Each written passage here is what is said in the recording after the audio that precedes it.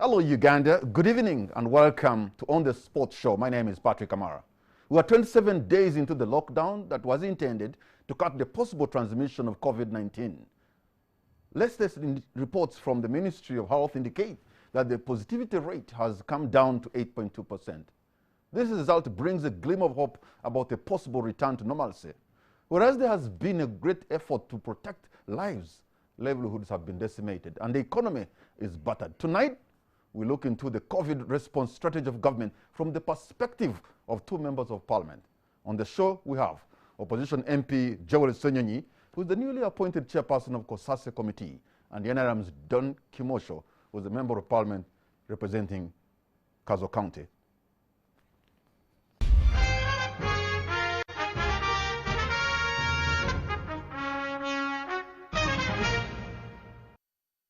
Gentlemen, thank you so much for having responded positively to our invitation. A warm welcome to all of you.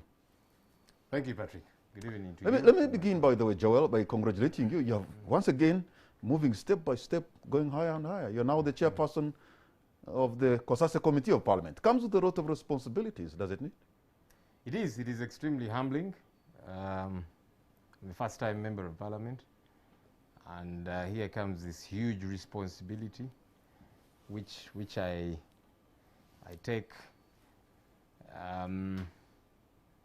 with with lots of thoughts that are running through my mind. You know, you have everybody coming to tell you this and that and so on. Now be careful, they'll poison you, they'll try to kill you. Hey.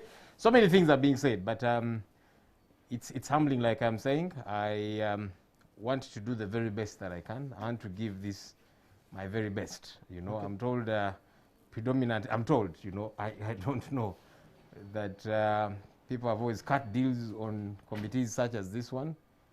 And today I was speaking with colleagues and saying, you know, leadership is cause, everything else is effect. If as the leader, you are not involved in this melodrama, then your members will try and toy the line. So I intend to do my very best to make sure that we hold government accountable, that there is value for money. And I'm glad that I've gotten the same, you know, the same wording, the same narrative from colleagues on the committee. So we want to give it our very best. I'm told it's a very tempting committee. Oh yes, because you see, you're dealing with these powerful government entities that have plenty of money, much of which gets subsquatulated. It just grows wings and disappears. So if somebody cannot account for, let's say, 100 billion shillings, they would not have a problem to get 1 billion shillings to say, you know what, keep quiet over this matter. You know, so we must be able to fight that. We cannot preach water and then drink wine. I can see what a kind of responsibility that you have for yourself and your committee members. Honorable Dan Kimosho, I think this is the first time I'm hosting you as a member of parliament. The last time I did, you were speaking from Milago. I must congratulate you, sir, for having won the seat for Kazo County. But I also understand you are in the run for the publicity sector of the NRM. Yes. So we wish you luck on that. Yeah, thank you, Kamara. And dear viewers, of course, it's the first time, and thank you for the courtesy to invite us. And yeah, tomorrow we have caucus, and we'll be selecting the leadership of the caucus. And by the way, repressing the late Honorable Kasamba. I will be selecting one of us to go to Yara. Yeah, it's a busy day tomorrow, and yeah, we'll give it our best. God willing, we'll come out the way we expect. All right, gentlemen, let's now get into the real business for tonight, and which is the COVID-19 response strategy of government. I want to know from your own point of view how this is going. And let me begin with you, the Honorable Joel Ssenyonyi. If the lockdown was meant... You know, it sounds strange whenever you call me Honorable Joel Ssenyonyi. Yes, that's what you are. Just the other day we were colleagues here. I know. I was producer of this very show. Yeah. So it sounds very weird in my ears, but I'll get used to it. You get used to it. That's what you subscribe for. Anyhow. The people of Nakawa. So, if the lockdown was meant to contain the rate of transmission of the disease of COVID-19, results indicate that now transmission or rate has come down to 8.2%. At one point it was over 20%. So in other words, lockdown is working. But in your view, what else should the government or those who are in charge of the response strategy be doing in these 42 days after cutting the infection rate, but we need to do more. What should be done? Ugandans generally, whenever they are faced with a challenge, which is life-threatening, they'll try and reflect, and they'll alter their modus operandi, their way of doing things. You know, that normally will happen, even when there is no lockdown. You know, majority of the people will try and be careful.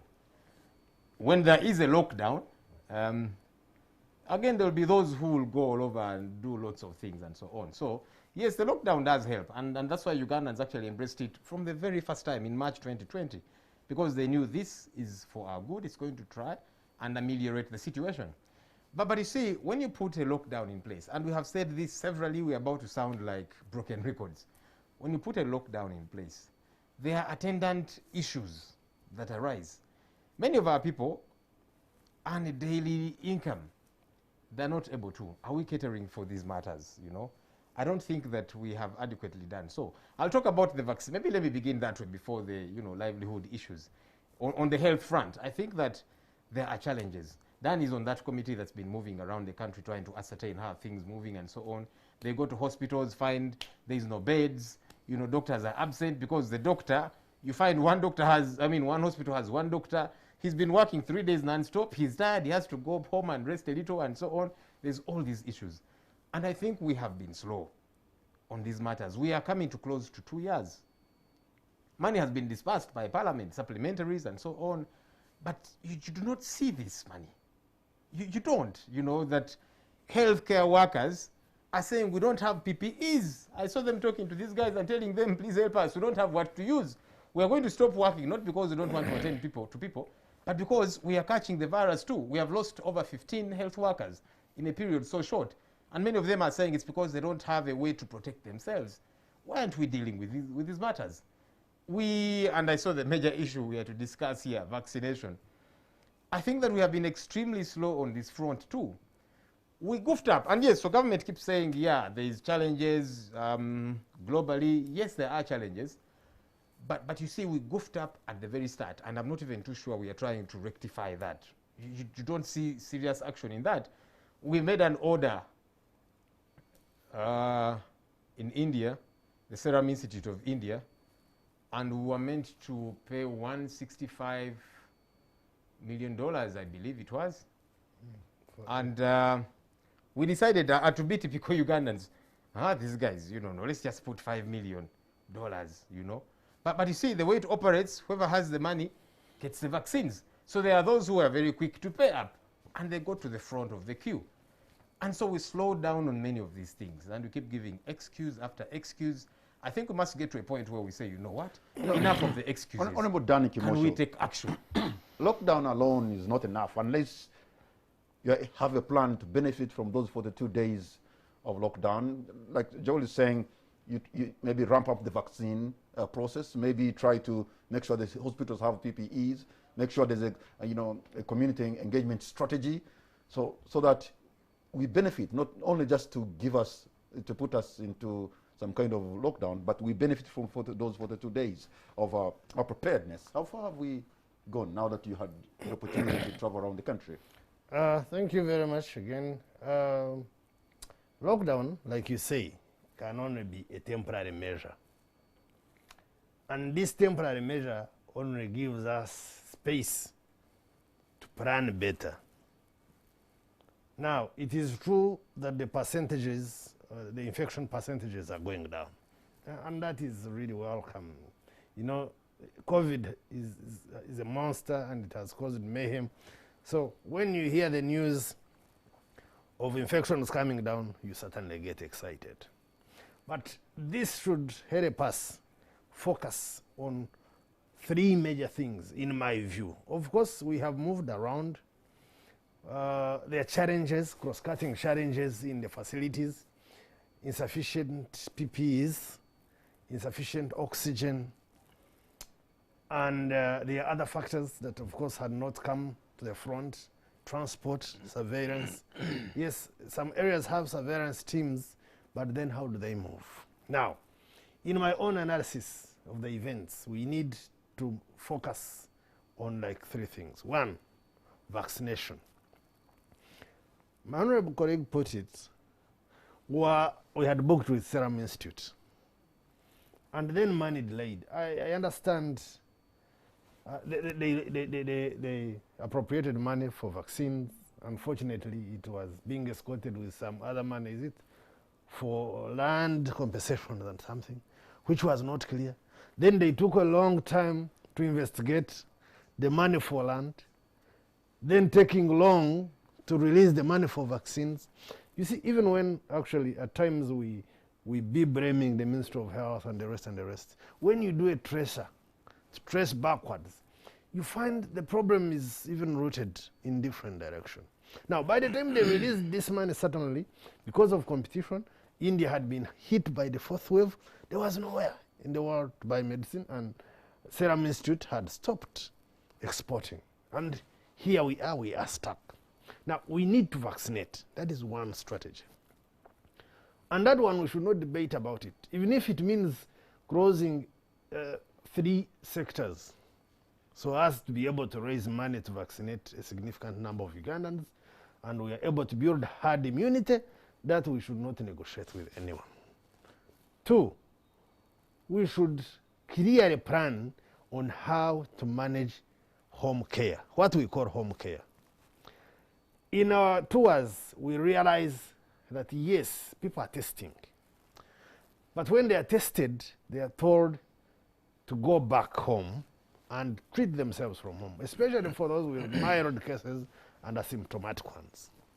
Now, I am requesting Ministry of Health to put up a method and a mechanism of surveillance that will follow up these cases. Now, and this mechanism should come with an increase in the medicines, that when the surveillance teams are going to visit these people, they are going with medicines. Not on medicines, oximeters, to measure their oxygen levels, to give them medicines. And we should consider as a country to put money aside for psychosocial support. COVID apparently has a serious mental effect. People that get COVID need to be supported psychologically in terms of counseling. That's why I was telling someone, I've just from some other medias, and I was telling them, someone was blaming Ministry of Health for buying vehicles. And I told them, if you think they bought vehicles, is it 280? That is nothing. Because I can tell you with the numbers, like in my place, I'm from Kazu, like you clearly put it. You have a household. They have 2 rooms. The house has 2 rooms. You are telling them to isolate. It is a family of 13 people. Where are they going to isolate? In a tree? Certainly they will all get infected. And certainly you must prepare to treat the 13. And that will happen across. That is not any different from Kampala's informal settlements, because there could even be more. Certainly. And the space could only be just 1 room. That's why I'm saying, then we must clearly plan for home care. And we put surveillance teams in place. We put sufficient means of transport in place for the surveillance teams. Then the other thing was the issue of beds. They are called high dependency beds, the ICUs. And the HDUs and different. There's the high dependency ICU and ones. ICU ones. Yes. Before we left, we had a breakdown from Ministry of Health that they had bought the beds. And they had installed the beds in some of these facilities. And oh yes, for example, in Western, the breakdown they gave us clearly resonated with the numbers in the facilities.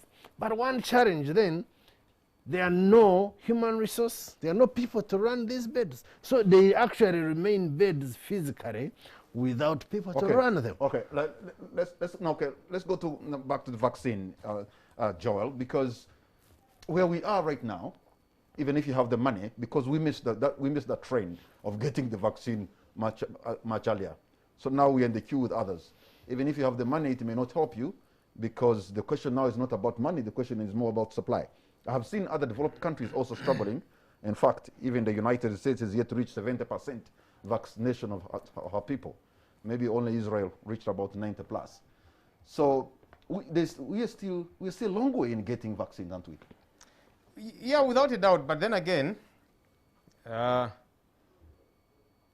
It's because we have refused to think out of the box. So yes, our focus is AstraZeneca. Our focus is, getting through the COVAX facility, which means we make part payment and the other is subsidized, generally speaking, But look at Kenya, for example. I think by end of, is it October, they'll have had in over 13 million doses. Not vaccines, there's actually a difference, but doses. So the people are reaching out. South Africa is doing the same thing. There's others. Johnson and Johnson. Yeah, by October also we could have taken some strides. Pfizer and so on. But where's the proof to show that we are moving in that direction? So I think it's because many times we keep thinking, wait a minute, should we be spending this money?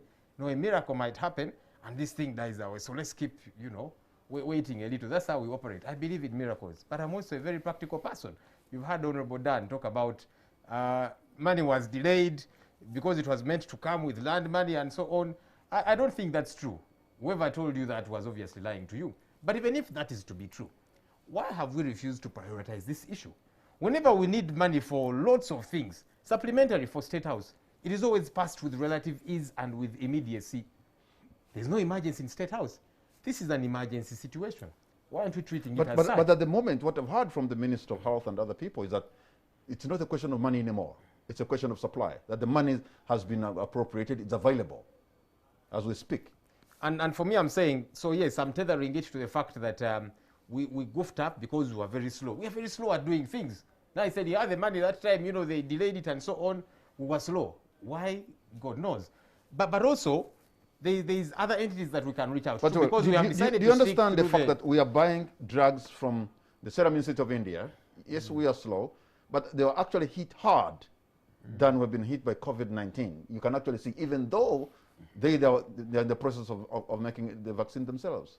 Yeah, but so it's not that simple. But many other countries got from them because they were on time. They realized this thing is serious. Let's take it serious. They went ahead of us, paid money, and they got vaccines from the same place that you're talking about. So the question here is prioritization, that we have refused to prioritize. When you look at our budget, for example, it shows you where the priority areas are. That you have, and I keep talking about this, I'm about to shout myself hoarse, and people keep saying, but Ssenyonyi, you're sticking to that thing of classified. Yes, because the taxpayer is paying for it. And it's not justifiable that you'll have 3.8 trillion shillings as classified. For heaven's sake, are we at war? And yes, like I'm saying, this sounds repetitive, because I keep saying it wherever, because I want people to get it, that there's a problem with our priorities as a country. That your priority is security. I want us to be secure. Every country has classified. But that budget must be justifiable. This one is not. The real war, in my view, is a health war. How much are we allocating to the ICU beds? We have 218 ICU beds in Uganda. For 44 million people, are you kidding me? How is that supposed to work? I saw Mr. Museveni the other day chastising Jane Ruth Acheng, Honorable, and others, and saying, I told people to make sure we have 42,000 beds. Of course, they didn't speak back at their boss. But in my mind, I was thinking, you're the Minister of Finance. How much did you allocate for these beds? So we need to tweak our priorities, for heaven's sake. Doctors have not been paid their allowances, and other health workers, And again, he was on TV, and he called Dr. Diana Twine, come and explain this issue of allowances. He said, no, it's just the allowances. Their salaries have been paid. He said, oh, okay. So if it is allowances, it's okay. Government is keeping for you these allowances. You will get them whenever. In fact, you will get it lump sum. But they're saying we need the money now. You, when you want money for State House, you run to Parliament supplementary. You don't say, let me wait. Why are you telling these healthcare workers who already are earning little? You're saying, you wait, relax. We are collecting it for you. Are you a bank? They're saying they need their money now. They're saying they want PPEs now. So now, priorities. I know you talked about the issue of the 42,000 beds, and you said you went around the country to see the beds and all that. There has been a talk that actually the 42,000 beds, what was brought was basically about 3,000 beds. What's the actual number? What's the actual procurement that you are able to tell us? I think the report that we got from Ministry of Health is that we have around 3,000 beds. Now, I need to recorrect my mind, but I am sure the numbers that they gave us for Western because I moved in western part, I did not cover the whole country. We are divided in 4 regions. The numbers that they gave us for western region clearly resonate with what is on ground. However, the challenge is, even when they resonate, or even when they're exact numbers, the challenge is that there are no health workers to use these beds. But something slight that I want to, when we are looking at COVID, I think we look at it in a broader context of the region. I have heard people say that Kenya is doing well. Kenya has only vaccinated 2.7%. It's on record. You can And check. Uganda has vaccinated what 3%. How many are those? 3%. South Africa is at 6.7, I think, percent. Ethiopia is at 1.8 something percent. Tanzania, it's not on record. It's not on the chat room to be considered for whatever they have done. I think Rwanda is ahead of us by some percentage. So even when we are saying Kenya is getting, it is still a prospect. And that's why I wanted to go to your point. What do we do next? I would really want a situation where, as a country, as a government, we select a high-power delegation, engage a manufacturer physically, agree with them, put money on the table. This is an emergency situation. So you're imagining that other countries are not doing the same, because many countries have more money, have put money on the table, and they're engaging them. Because at the end of the day, it depends on who has come first. If you are behind the queue, you'll stay behind the queue, because the issue is not money. Nations have put money to these institutions that are making vaccines. Apparently, even what we call the scarcity of vaccines is not in the real scarcity. Some people and some businessmen at that level have turned COVID into a business. And they tend to pay the manufacturers and hold the vaccine. And that's why we come in as government and identify who is this real person that we can negotiate with, put money on table. Because there's been, the other challenge is that actually it is not exactly that there is shortage, but the available one is very expensive. And I'm saying, even when we think it's expensive, it is something that we should buy at whatever cost and bring it for our people. And my argument is that we must move out of our comfort zone, get a very serious high-power delegation, engage, identify sources, engage them purposely within a targeted time, and make sure that we get this vaccine in the country. Even if you, and I have said it, and I can repeat it, even if you propose that we close 4 sectors of this economy for a start, and use that money to bring in this vaccine, however expensive it is, but then we build high immunity by vaccinating many, and then we're able to open. You're from the health background. It's interesting. He actually now is seeing the point I'm making, that it's not just a question of money, it's because we have refused to prioritize. Yes, it's more costly now, but if we decided that this is a priority, and we injected money there, because we are injecting money elsewhere, which I don't think is a priority, inject money there, get people vaccinated. I mean, we are watching matches, football elsewhere and so on. The stadiums are full like this. People don't have masks. Why? Because they have done their due diligence. They have done what they ought to have done. Let's do that. Inject a bit of money and then open up the economy and people get back to work. People would not even be crying out to government and saying, please give us a little money. They know how to work for themselves, the vast majority of them. But they're saying, you have locked us up. We are at home. We can't make any money. Let's buy those vaccines. Yes, it's a bit more costly, but let's prioritize then if we get people vaccinated and then open up. If we get the vaccine in Uganda is one state, but also there's a problem of vaccine hesitancy from some people who are going to be reluctant to take the drugs. And by the way, some of them could be saying so because they have seen government officials harass them. They have seen government officials, in cases during the election, torture them. If they sort of have no faith and trust in the government, are they going to take your vaccine? You see, issues of COVID, it started as a joke. Actually, you remember some people are saying, this is political, there's nothing like COVID. But recently, if you remember, I used to pass by Korolo, that airstrip. When they told people to come and vaccinate, that place was full. For the rest of the time, they had provided.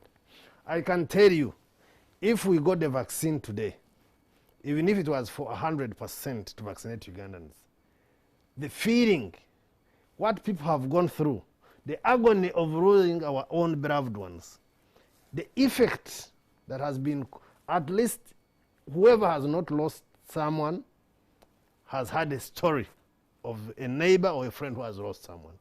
I think this has nothing to do with the government, whether you have confidence or you do not have confidence. I mean, after all, it's not a Ugandan government manufactured medicine. This is a global issue. It's a health issue. For me, you have this medicine here, everyone will be running to get it. And anyway, Mr. Kamara, who says Ugandans don't have confidence in their government? I think there is a section of Ugandans who will be discontent. Even in a family, you will find a child grumbling out of any other reason. And it's granted. Some people will certainly be disgruntled for other reasons, or for their reasons, or for genuine reasons. Others will realize that things certainly have issues, but we can still put them straight, and they will stay put and work to put things right. So it cannot be a blanket statement that Ugandans do not have confidence in their government. Absolutely not. I'm sure there will be some of those. You'll ask all those guys, for example, who were the other day incarcerated. You'll ask all those people who were whipped on the streets of Kampala. You'll ask all those who were harassed. You'll ask all those who have had to suffer the wrath of government. And if the same government brings the vaccine, I can imagine in my mind they will have to think. No, but you see, if first take it away from the political actors. You know, the other day all of us walked with news of 800 plus jabs that had been given, fake jabs. That was very concerning to everybody, because you're there thinking, so Dan, you have taken this jab, are you sure you're not one of the 800 plus? You know, and so on. So it is actually beyond the politics of, yes, mistrust with government. I mean, that is in place, yes. But again, the sheer incompetence, you know, not following systems, not doing things right. And then you have fake jabs, numerous ones, you know, that are out there being given. So it sends a message to people, because many people will now begin to think, wait a minute, I took this jab. What was I injected with? 800 is what was discovered. There could have been much more. Without a doubt. So all these are gaps that we need to close, you know. So the mistrust, for me, is beyond the politics. Okay. Because many of those who are now doubting could even be NRM to supporters. the contrary, my colleague. But they're saying now these fake jabs. How do we deal with To this? the contrary, my honorable colleague, you see, the issue is talking about. It is part of the elitism that has also happened. That when they announce a vaccine in Kololo, because I am a Kimosho, I would say I will not go to Kololo. Who will go in that sign? But people have been going to Kololo and bouncing because the vaccines run out. And then, out of that elitism, people think they can cut corners to even very obvious and serious things where someone is not supposed to cut corners. No, I think, Dan, you're being disingenuous here. People are going to Kololo. You listen to me. And let me just give you this information as you continue submitting. We have been watching even on this, you know, news here at NTV. People go to Kololo. Somebody tells you, I have walked from Nansana to Kololo. I saw that. I think which week was it? Here on NTV Akaungezi. I walked from Nansana to Bigede because, you know, cars are not moving. I came here to Kololo to get a jab, but I reached and I was told it is finished. So why would people? And again, that goes to show government is not doing what it's supposed to do. Then people look elsewhere. Because the people he's talking about are not the people that got the 800 jabs. Fake jabs. The fake jabs, those that got fake jabs are the corporate guys. And they read the institutions. And it is what I'm telling him, and it is the culture that is cropping up, the elitism culture. And this was happening during the yellow fever. You remember when you are required to have yellow fever to travel, even up to now. I know some places. And people were buying, the elites were buying yellow fever cards, even when it was free, or you would pay even 70,000. Actually, they would buy a book at 70,000 or 80,000, and yet getting a genuine one was even cheaper. The elitism, I will not take it. It will affect me. I read it on social media. Oh yes, government may have inefficiencies. It may have its challenges. But also, we should not condone. Okay. Dan, you should actually be, in 30 seconds, Dan should be apologizing, because you see, those elites, they're seeing it has run out in Kololo and elsewhere. Now they have dug deep in their pockets to get it elsewhere. It is fake because government has not made sure there are controls, and you're blaming them. You should be apologizing to them on behalf of your government instead of blaming them. What did you want them to do? Because the centers so- where these so are being what did they distributed do? free, What did they they do? ran out. There's one thing Well, I they want- went did where they they do? could get the Gentlemen, jabs and they were given Gentlemen, fake ones. There's one thing I noticed. I took my first jab earlier on and worked in Zambia Hospital. And the first day I went, actually there were more foreigners in the queue In the queue. than Ugandans. Actually, one Ugandan asked, is it our day? I can see, is it are they working And on that us is or a they are working on fact. these people? And the nurse said, this thing is all of you. It's only that you guys don't want to get into the line. So we are saying it's good you got a fake jab because you No, didn't I'm get it earlier. trying to explain to you that at the beginning, there were no lines because when I took Well, my the first lines are jab, there now because there it's were no more lines. serious. In fact, foreigners, what I saw, foreigners were lining up, and there were no Ugandans. Oh, many One of of them the because they Ugandans who needed was to in travel Zambia that day or was whatever. And asking, actually, are we mi- getting our jabs today Mr. or they are beginning Kamara, with my these people? point, can imagine. Honorable Ssenyonyi, is that let's not condone people who are cutting corners on serious issues. And the issue is rising. When this vaccine came, I have very close relatives that have refused to take this jab, even when I have pleaded with them. But now they have been affected and they are all crying, when are we getting the next supply? Okay, of Dan jabs? and Joel, So hold on let's to your get the points, gentlemen. supplies here then. Hold on to your points, gentlemen, because we're going to take a break. And on the spot, we'll be right back.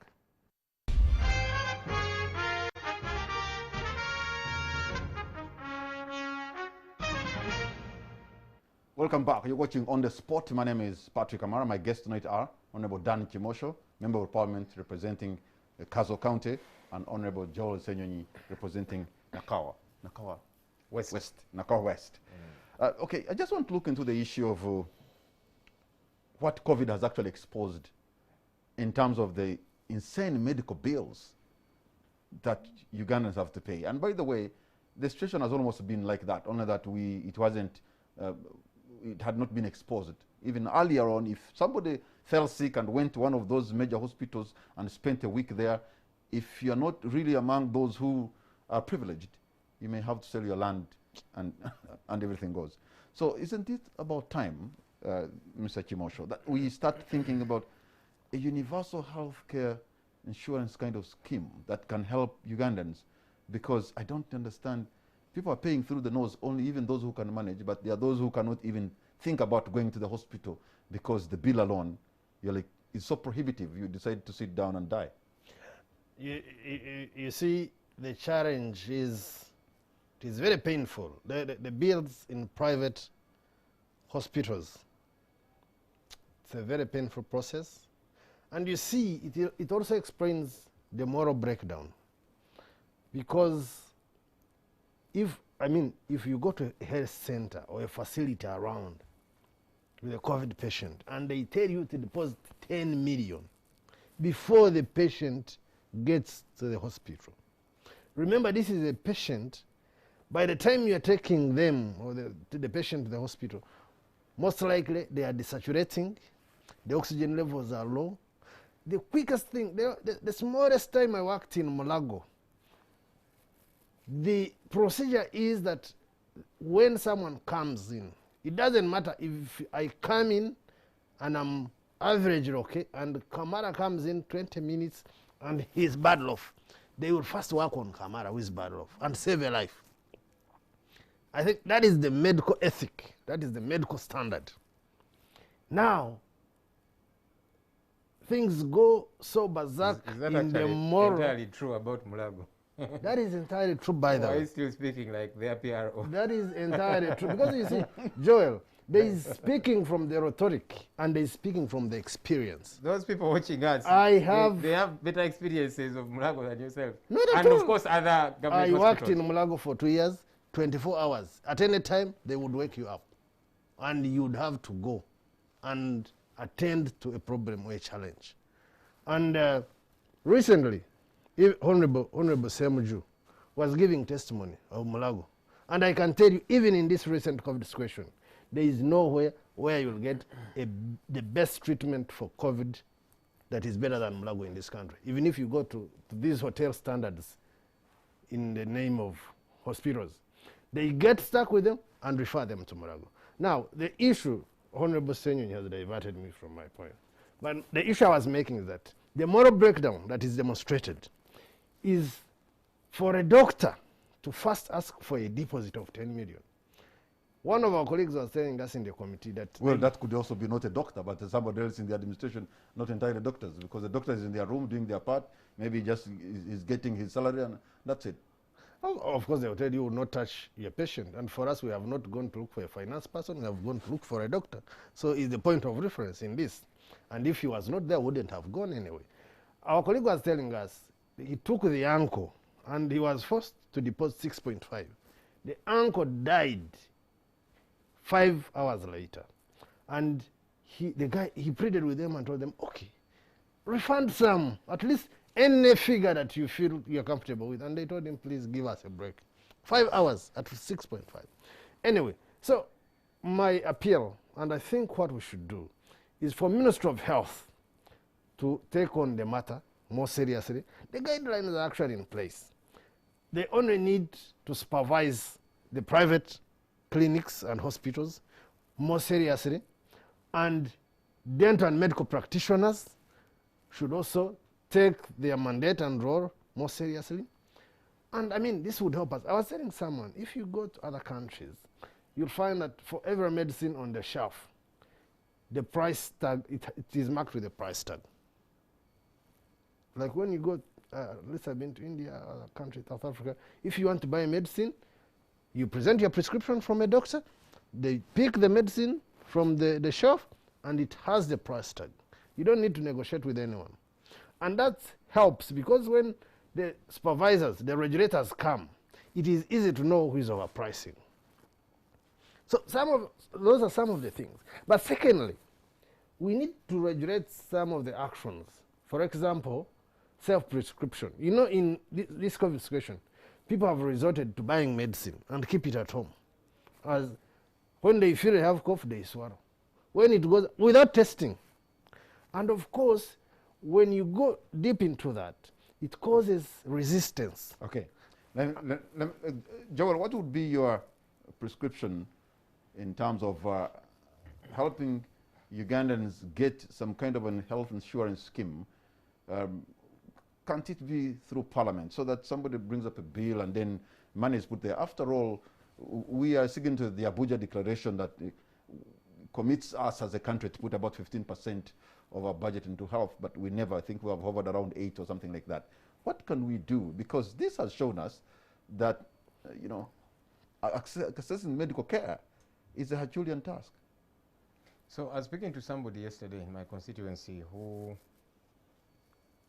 has not been feeling too well, you know, so they called me and asked them how it has been and so on. Said I'm not well, and so I asked them, did you test? So they're telling me, you know, they've been taking some medicines here and there, and I was discouraging them from doing self-prescription. You know, I told them, please make sure I go test, and so have you had a test? And so they said, you know, I don't have money to do a test, and so on, so nimukuyiya. So when I hear people like Dan blaming people, saying, you know, many of you are doing self-prescription and so on, people are in a lockdown, they are broke. How much is testing for COVID-19 in this country? You know, it's very pricey. So when they feel a bit unwell, and I'm not saying it's the right thing to do, but the fellow is thinking, hey, a COVID test, the cheapest is 100,000 shillings. They're looking for 20K to buy food for their family at home, you know. So these are real challenges that we must face as leaders, as opposed to glossing over these issues. I'll get to the health, you know, insurance issue in a bit. But the other that Honorable Kimosho has been talking about of the expenses, and anyway, it's intertwined with that idea. You see, it's very easy for us to sit here and postulate even. But what is on ground? So Ugandans have for a very long time been crying about the cost of healthcare in this country. We have not paid attention. For a very long time they kept saying Mulago services are free.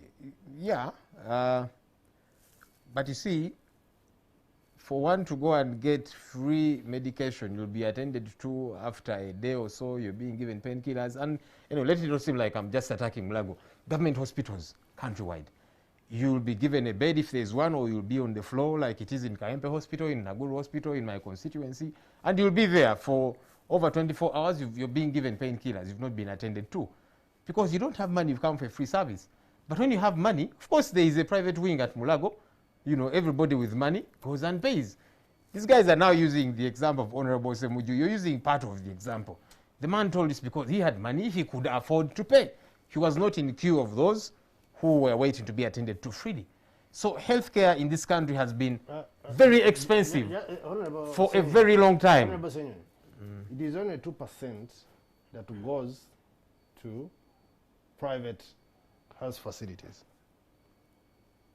Roughly 2% that goes to these high-end health facilities. So you are saying, how do the rest survive if government facilities are not working? No, I'm actually making the point that people who go to government health facilities because they can't afford elsewhere, they go through a lot. Many of them die before their due date, and we keep saying God has called them. I'm a born-again Christian. I know that God many times is not in the business of let me just call this one. It's because we are reckless. It's because we have refused to do what we ought to do. So for me, it's bigger than what we are looking at now. Of course, now it has hit many of us hardest, you know. That Dan Kimosho, you're having many of your close people, corporates and so on, calling you and saying, hey, I have this bill of 20 million, Honorable Ntasa, help me. And now you have woken up to that reality. But healthcare is very expensive in this country for the vast majority of Ugandans who are poor. You were talking about the Abuja Declaration. We refused to put it into play because we have refused to prioritize health. We have refused. So government has refused. One of your jobs as members of parliament is to appropriate. I wonder whether members of parliament can use their weight in terms of appropriation so that money goes to where Ugandans are going to benefit. If they cannot, then you don't pass the budget. Is that a possibility? You see, for a very long time we have had a rubber stamp parliament. I was speaking to some colleagues, some friends in the NRM and telling them, guys, I hope you be different for the sake of the country, because yes, government brings all these allotments and parliament, boom, just rubber stamps, you know, no proper thought process, no proper debate. Even when it is, voices of reason are shut down. And it is for the good of everybody, you know, because all of us go to these hospitals, whether you're NRM, NUP like myself and others. And so when I say that let's put more money in health, I'm not saying let's give money to NUP people. I'm saying no, let's help Ugandans regardless of where they belong. Because in your village, Kazo, you know, even your supporters who are broke, they will go to a government health facility. So if there's no medication there, they'll not be attended to. And that's the point we are making. So can we prioritize this issue? So it has not been that way. And that's the challenge. Let me finish this point, Patrick. So now the situation there is with the private ones, because now, yes, people are running there because they can't access it elsewhere. But also, so I've had chance to, you know, the Baganda said to Salagwa Kawaranga to Naulira Gwakalenzi. So I do not in any way condone these exorbitant, you know, pricings of healthcare. I know one or two people that have personally that have been grappling with this, and I'm thinking, no, this is not right. But I had some of them, I had the engagement with some of them, and anyway, they have been all over. And they're saying, look, we buy this oxygen from government. It is expensive. Somebody has got to meet the bill. Now, here is me trying to understand them. Not to in any way condone what they're doing, but to say, look, let me hear you guys. What are you saying? So they buy oxygen from government. It is very costly. You know, setting up these ICU beds and so on, importing all these things, the heavy taxes, etc., etc. So looks like government needs to cushion them too, so that we don't give them any excuse. Now they have an excuse, which they are throwing all over and saying, oh, this is expensive, the other, and so on. Can we cushion them? We give all these tax holidays to foreign investors who come here. You know, we give them a tax holiday of 25 years. There's a time there was that list in Parliament. You know, of late, of course, yes, we give them land. Of late, we are even guaranteeing them money. You remember the Loboa Hospital saga? You're given land and then you're guaranteed money, but you're an investor. So if we are guaranteeing you money, yet you're saying you're coming to invest money here, what kind of investor are you? So if we can do these things, you know, for all these different people, why don't we do it for healthcare? So that the private players, now we divorce that excuse from them. So that they don't give the excuse of, you see, these things we bring in, they're heavily taxed, oxygen is expensive that we buy from government and so on. Let's give them no reason to charge people high. I think, my honorable colleague, one, it should be on record that all medicines and medical supplies are zero tax. They are not taxed at all. That's not true for all these gadgets they bring in. So you're talking about medicine and medical supplies. And medical supplies. You know, but all these gadgets they bring and as so long on. as it is medical, that we can be on record, it is zero tax. Dan Kimo, I wish we can open up the lines for some of these healthcare providers to call and tell us. I engaged them. There is even a whole list. It was still for COVID. There is a list by International Customs Union exempting all PPEs from any single tax. They are not taxed at all. That is on record. You can cross-check. 2, the taxes that health centers pay, these hospitals, it is on the profit, it is income tax.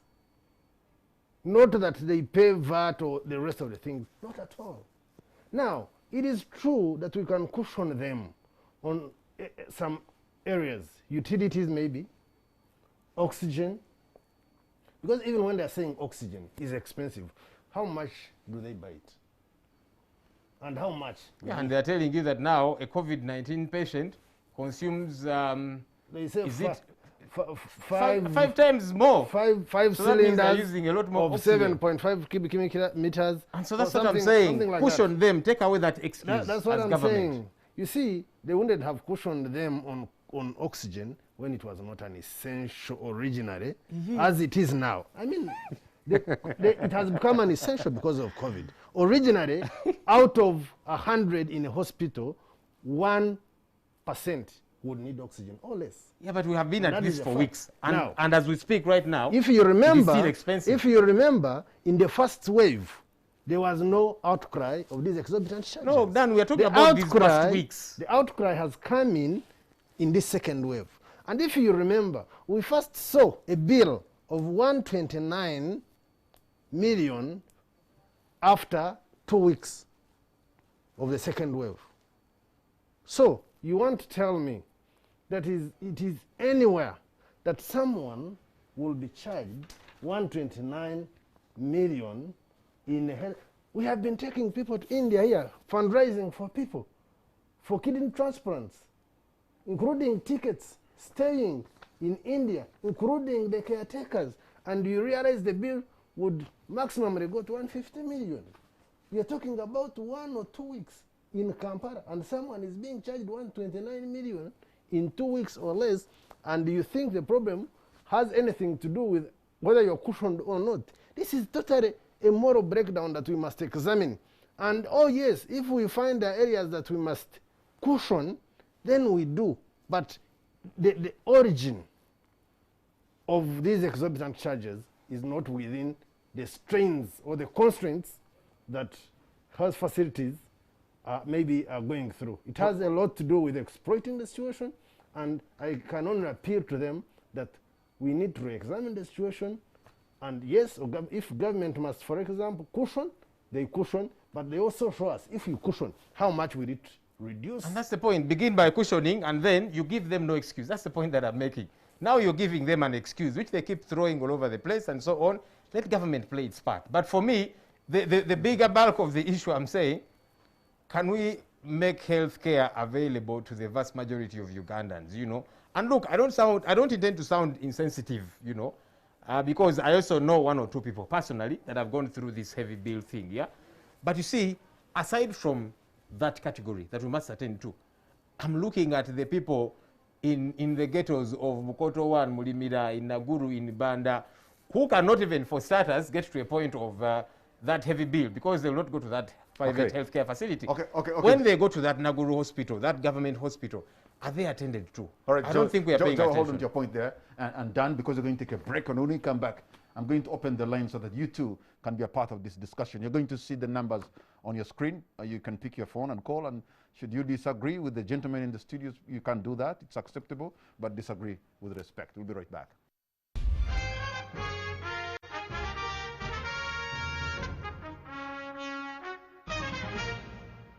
Welcome back. You're watching On the Spot. My name is Patrick Amara. My guests tonight are Honorable Joel Ssenyonyi and Honorable Dan Kimosho. I just want to open the line so that you can be a part of this discussion, but as you try to call, I want to change gears as well. The issue of the COVID fund, relief fund to the people. I know they were targeting about 500,000 people whom they consider to be most vulnerable. And yet, if you look into UBOS statistics, there could be like over 7 million people who are actually vulnerable.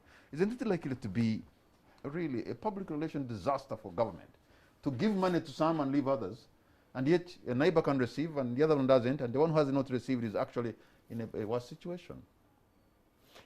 I think, in my view, yes, there are certainly gaps in that arrangement. And I think it is time that we develop some interministerial working relationship where we identify the categories, leave alone for this disaster. Okay, let us also know who are the rich people in Uganda, how many are they? Let's know the vulnerable. And let's grade the vulnerable. Because you see, there are people who are vulnerable without even COVID. There are people who have become vulnerable because of COVID. I mean, I think, and I think the other day I was talking to Honorable Betty, and she told me she was working with the Prime Minister's office and UBOS to come up with a database that will cluster all these categories, so that for the next, in case we get any other challenge, if I'm looking for Kamara, I know I will get Kamara at this point. He earns roughly this amount.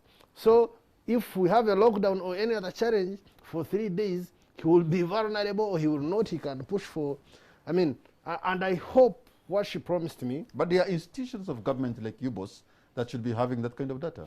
Of course, I mean, now it is clear that it is not as well structured as it is supposed to be. And I hope this provides us with an opportunity, a learning lesson, or we borrow a lesson from this exact incident, and then we build on for better planning in future. Because, okay, this has happened. And of course, we must draw our eyes off this, and we learn the lessons, and then these lessons help us do better. I mean, in the near future or near future. Joel, you represent Kampala and I mean Nakawa West. So what is the situation? Are some of the most vulnerable in your area receiving the money? So 27,673 people were designated to receive this money in Nakawa division. That's Nakawa East and West combined, you know. And by the way, both, you know, the entire division has a population of nearly 400,000. But said, well, it's little money and so on, only 27,673. As of this morning, only 4,000 people had received this money out of the 27,673. You know, we are sloppy on many things. Because, you see, this was meant to end the exercise 2 days ago. They pushed it to tomorrow. But here we are. We have dealt with just a quarter. Actually, much less than a quarter. I'm going to get a testimony from the people who are calling. Let me take the very first call online, and I have a call online. Hello? Hello? Okay, if in case you are calling, please turn down the volume of your TV set so that it doesn't bring an echo to you or to us. That's how we can be able to have a good conversation. If your volume is up, you'll not be able to talk to us. You'll have an echo to yourself and to us. So my advice always is turn down. Don't turn up the volume. Okay. Yeah, so the point I was making is we have been very sloppy on this matter. Yesterday, a lady called Hadija Nachanzi, who has been working in Nakawa Market, which falls within my constituency actually, was found dead, you know, because she's been sleeping in the market for 2 weeks. We told them sleep there and so on, but conditions are harsh and so on. But they're also troubled, you know. We didn't think these are vulnerable, but you see, they're in their markets. People going to buy are being beaten by police and the military. You can't go and so on, you know, so their stuff is, their foodstuffs and so on, it is rotting in the market. So they're very distraught, they're bothered in many respects, you know. There's a gentleman, and I saw NTV was the first to put up the picture, a gentleman called Vincent Mwesige, also known as Kawalata. That picture made rounds, you know, who collapsed in New Park because he's hungry. I'm in touch with this gentleman. Thank God that he's now a lot better. We pray that many others don't become like him. He could have died, you know. So many people are vulnerable, and I think that we have been slow in dealing with these matters. And yet, we saw this coming. We saw this coming. persons with disabilities, today, they stormed the Prime Minister's office and they were there protesting for a bit of time, saying we have not been attended to, we are here, we are vulnerable, we are not eking out a living. Where is this help that you people promised? They walked from wherever they were, you know, and they're saying we need help. So I think that Nabanja and team have, in my view, done a shambolic job thus far. Mix up of lists and so on. You know, in Kampala, for example, they decided that DSOs and PSOs were the ones going to formulate these lists. And I kept making the case. I said, look, guys, these PSOs do not know the local people and the areas better than the local leaders there. Why are you handing everything over to security and the army and so on? Because that's what it means. And that's why we are where we are. You know, even these numbers that I've just told you of Nakawa, that So, just about a quarter. So I think that we have not done what we should do. Mr. Kimosho, the securitarization of COVID response, is it a good strategy? I mean, you see, my issue, I have no issue with security. And I think the securitarization my honorable colleague is talking about is that the lists, in what I got to understand, is that the lists were generated by town clerks, of course using their structures. The PSOs and the other security guys come in to verify. And certainly, I think it does no harm to do a verification. Actually, the town clerks were complaining that the PSOs have taken over their job. You see what they We've call taking over is to ask in formulating, taking over in formulating. I know what they call taking over. Let me try to maybe to give in Ugandans here who are watching and perhaps they want to respond to these issues. Perhaps they have a testimony. I have a call online. Hello. Hello, hi. Hello, how are you? What's your name and where are you calling from? My name is Aisha Namato. Okay, Aisha Namatovu, you are loud and clear. You're on air. I'm calling from Zero. Okay, go right ahead, Aisha. So thank you so much for that show, but You're welcome. I want to comment about two issues. Yes.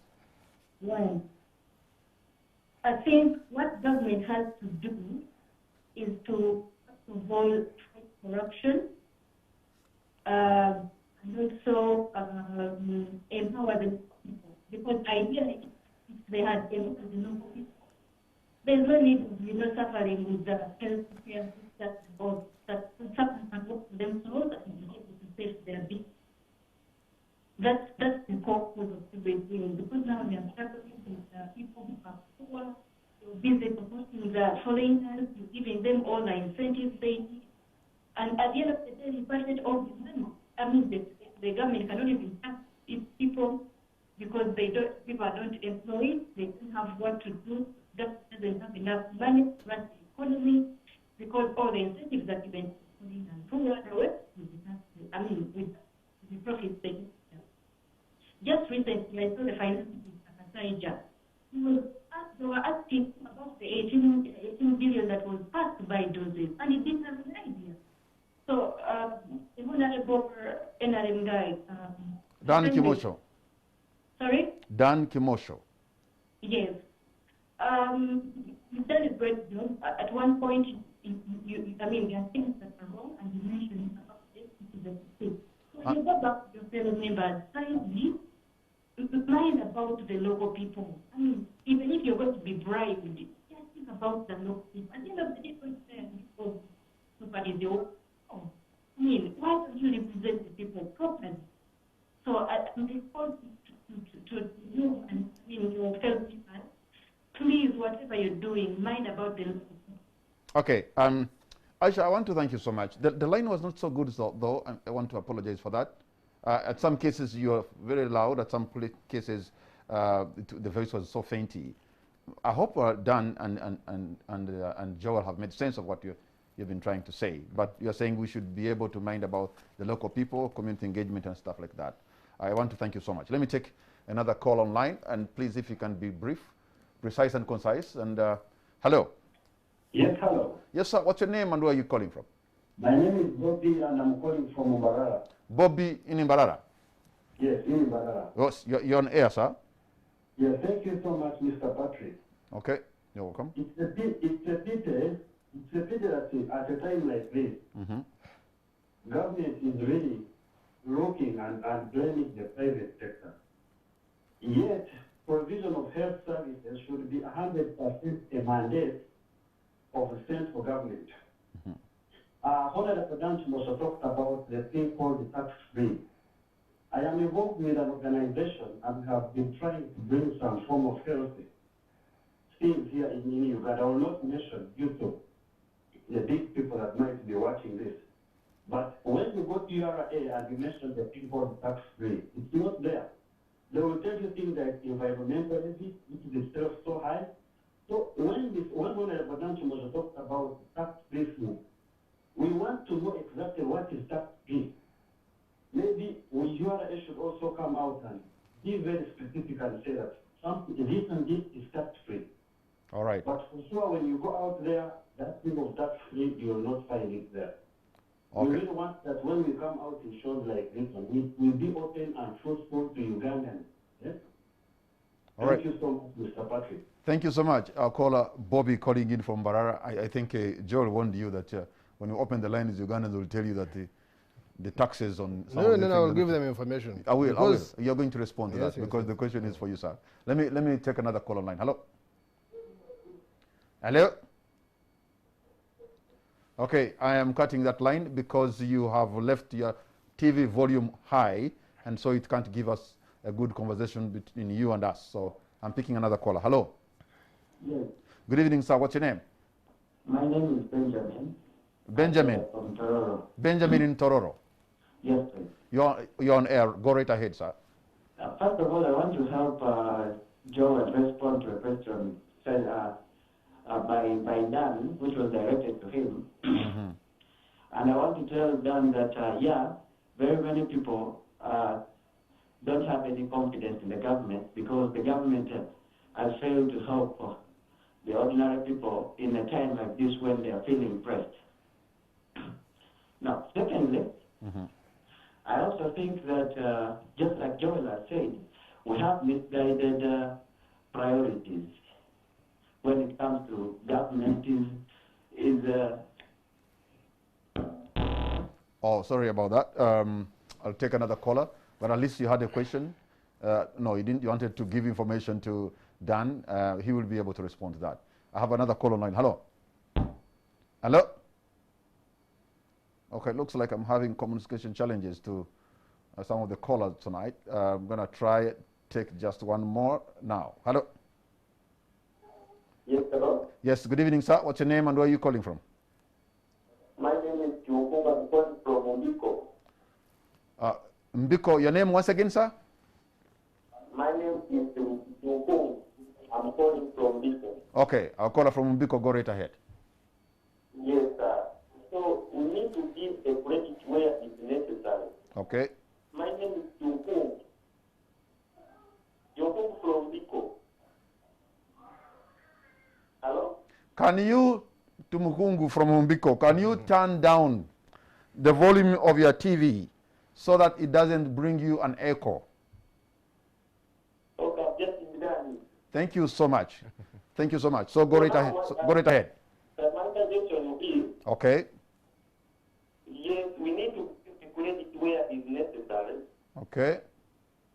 This lady, the Prime Minister, has just made, at least some people have just achieved, they have got money. Okay. Like in our village here, people have started jubilating and they have got some money.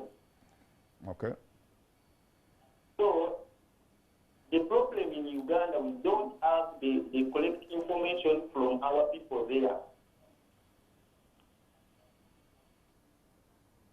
Okay. Thank you so much. Our caller there from Mbiko is saying we should be able also to give credit where credit is due. That some people have received some money, some people are celebrating in Mbiko and other places. Some work has been done. That's what he's trying to tell us. I'm going to take just one more caller, and then that will be it. I have a call online. Hello. Hello. Hello, Yes, sir. What's your name and where are you calling from? my name is Kevin. I'm calling in from Matthew. Stephen, you're on air. My question actually goes to Honorable Joel Ssenyonyi. Okay. Joel Ssenyonyi has now been recently appointed as, I think, the head of something. Chairperson, COSASE Committee of Parliament. Yes, that's very true. He's also the honorable. He also doubles as the honorable member of. Is it Nakawa? Yes, Nakawa West. Nakawa West, yes. First of all, congratulations, honorable. But my biggest question goes to you. Now that you always want transition of power, and we are aiming in making sure we have a transformational change, why don't you leave some of the position to other members of the public? I'm not saying you resign from your position as the honorable member of Nakawa West, but why don't you leave the position of the COSASE for another personnel, so that we understand that the liberality and the equity in transformation into the eyes of the members of the general public? Thank you very much. All right, thank you so much, our caller from, I think you said Makindye. I'm closing the calls right now. I understand my producer telling me quite a number of you would want to speak to this gentleman in the studio, but it's a question of time. It's not that I don't want you to talk. So, yeah, who's going first? Dan. I will start by thanking the people that called in. I really take your concerns very seriously, and I appreciate the contribution. One, the gentleman says they wanted to clear some items, but they were telling them environment levy. I can predict with certainty that that must have been an ambulance. And an ambulance, if you're bringing in an older year, then certainly, whether it's an ambulance or not, the environment levy will apply. But you cannot be bringing in a CT scan, an ultrasound scan, even if it was a temperature gun, even if it was Panadol, even if anything, even if it were gloves, and they charge you tax. That is on record. He can cross-check it. He can bring that information to you, Kamara or any other. But if it was an ambulance whose year was out of range and had been banned, I mean, you know they banned some years here. And if you are bringing that bracket, then they will subject you to environmental levy. And certainly that is within the law. And I think it's acceptable. Because also the other guys, the countries that, the big ones, are in the habit of dumping in the name of donations to Uganda. And some of the things that they donate include ambulances that are completely out of age. And then they send them here. So you really, if I would really predict, if you hear issues of environmental levy, certainly that is the area. Two, a lady called and said, Aisha, that we should mind about people. And certainly, Aisha, you can be sure that we mind about people. And wherever there are challenges, I personally will appreciate that these are challenges. But then, to mention that there are challenges without giving way forward, it is as good as not realizing there are challenges. So, wherever I realize there is a challenge, I'll always give what I think can be the way forward. But where there is some work done, I will certainly appreciate that we have done work. And the other context that I want us to look at is that when we are discussing Uganda, especially with this COVID, let's not behave as if it's an island. Our performance, yes, is measured on how we have managed as a country, but it can only be understood in the context of the region and the globe. Okay. And that's why I was saying, let's not try to really put people on the cross, maybe for the things that it has failed elsewhere, and we are all learning on job, and who knows, as we master the challenge, we can emerge to be the best in this thing. All right, Joel, your response? I want to appreciate the callers, Aisha from Nigeria, Bobby from Barara, there was Benjamin from Tororo, somebody from Biko, Stephen Maki, India. Quickly. Joel, just a second. Then my brother from Toro said, many people don't have confidence in the government. That is still rhetoric. I can agree with you if you say some people. And that is natural. Disagreement. Jesus had not harmed anyone, but they crucified him. Disagreement, dissent is natural, but I can tell you, and you know, that the biggest number of Ugandans have confidence in their government. Anyway, I'll not respond to Dan. Let me respond to this caller. But I didn't ask you any question. Why would you respond to me? So anyway, I'll begin with the easy one. Stephen from Makinde was saying now Ssenyonyi, so he didn't know I'm MP for where, he didn't know the position in Parliament. So he said, now, Ssenyonyi, you're MB for Nakawa West. You're also COSASE chairperson. Those are too many positions for one person. Give out some. So just informing Stephen, yeah, because many times we are ignorant about certain things, and it's okay to be informed, and then we learn. Stephen, for you to be COSASE chairman, you must first be an MP. So that's just for information, in case you was worried. Now you are an MP, but now you also COSASE chairperson, really, give away one of them. So for information, you must first be an MP. For you to chair any committee in Parliament, you must first be an MP for you to be Speaker of Parliament, Deputy Speaker, etc., etc.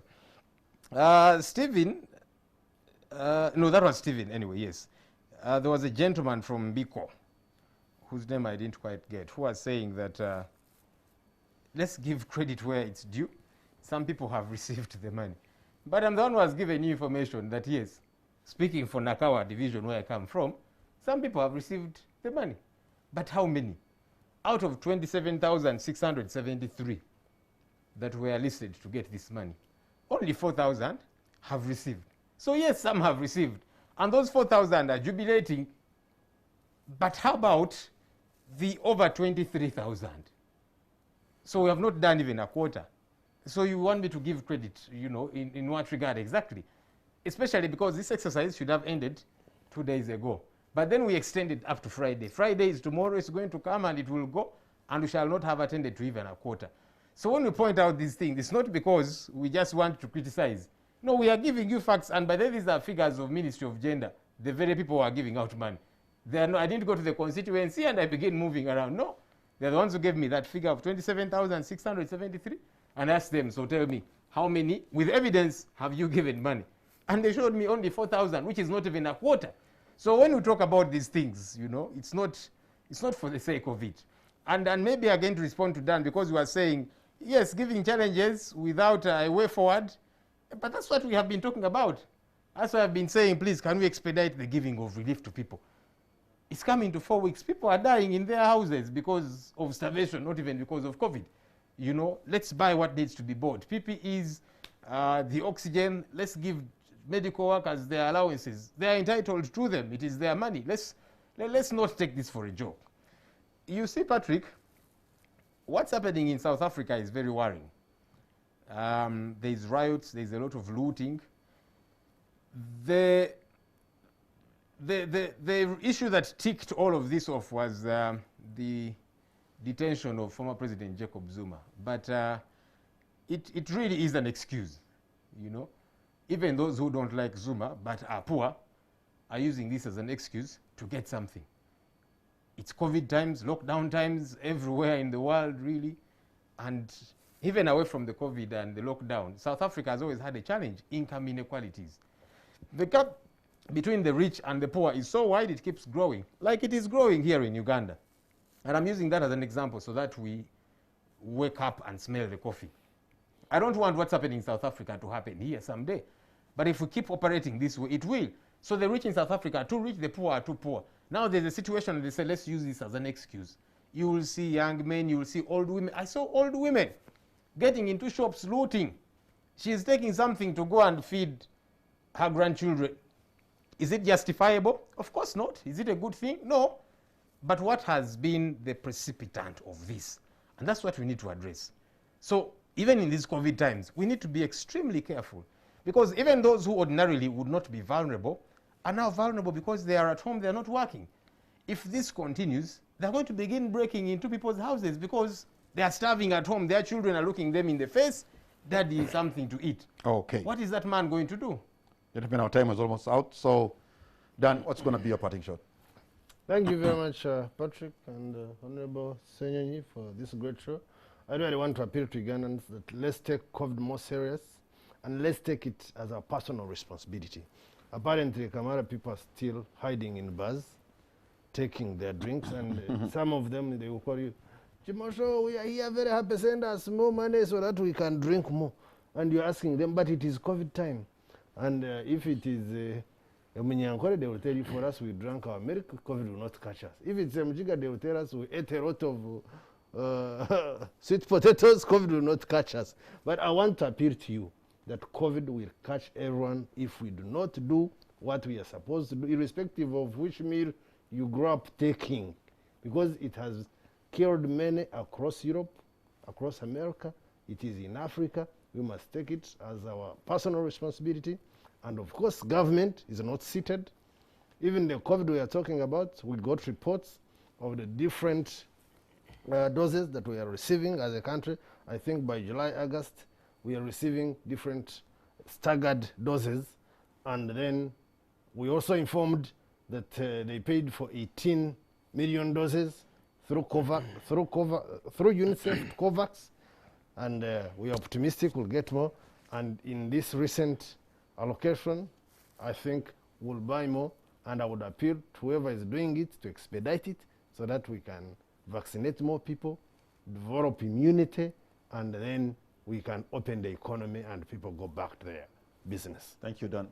Joel, your parting shot. Patrick, I usually like to say that we should major on majors and minor on minors. That's very important for times such as this. You know, most of the points I've been making, we are pointing to the issue of prioritization. I was watching the news today. I'm seeing young people being arrested and, you know, sent to jail, remand, and so on for announcing Mr. Museveni dead. Now, is it a good thing to announce anybody dead if you don't have facts about it? No. But surely, should we be running after young people who are announcing Mr. Museveni dead? Well, if you say you're not dead, you come out and the world sees you're actually not dead. That should not be a big issue. Let's go and arrest people who are being mentioned by the Auditor General's report, who have speculated COVID funds. People who were meant to procure posho and they procured bad posho and bad beans. It is in the Auditor General's report. Let's go after. Those are the people we should be going after. Not young people on social media announcing this one dead. You just come out and say, I'm alive, and business continues. So can we tweak our priorities? You know, can we deliver this COVID relief? You know, Nabanja and Hati Nabanja might be there swelling, and it is called Nabanja money. It is not your money, Nabanja, Prime Minister. It is taxpayers' money. Please give it to those who deserve to get it. Already we've been making the point that it's little and so on, you know, and that's a debate for another day. But even the little is not reaching those that it should reach. Panange, let's be serious. Some of these things, they don't require rocket science. Honorable, you've contradicted yourself. How? We measure as first and minor as last. And now you're here condemning Nabanja for her movement. That is a minor. The issue is, has she done what it's because you probably had sticks in your ears. Has she given what she's supposed to give? And that's the point. She has not. She has not. Nabanja has not given money to those that should be getting. I've given you just the example of Nakawa. Okay. It could be worse elsewhere. So let's do what we're supposed to do. Because you see, at the close of this whole session, in Nakawa alone, you've not given even a quarter of those that are supposed to get. That's being very sloppy. And that's why I'm saying stop sweating around, do the work that you're supposed to do. Let's buy PPEs for doctors and medical workers. You know, let's give them their allowances. That's a very critical issue. We have avoided it and we keep running away from it and we say, no, government is keeping for you the money for you until they keeping yours for you. All right, Joel. Let's major on majors and minor on minors. All right. Thank you so much, gentlemen. Joel and Dan, I want to thank you so much for your time, but most of all, I want to appreciate your insights on these issues. And for those of you who have been a part of this program, I want to thank you for your great company. I know we have gone about 27 days into the lockdown, and if you look at the positivity rate coming down from 20% to around 8.2%, that gives us a glimmer of hope that we will get there. It may not be in 2 weeks or 3 weeks, but somewhere we shall get there. Good night, and God bless you, Uganda.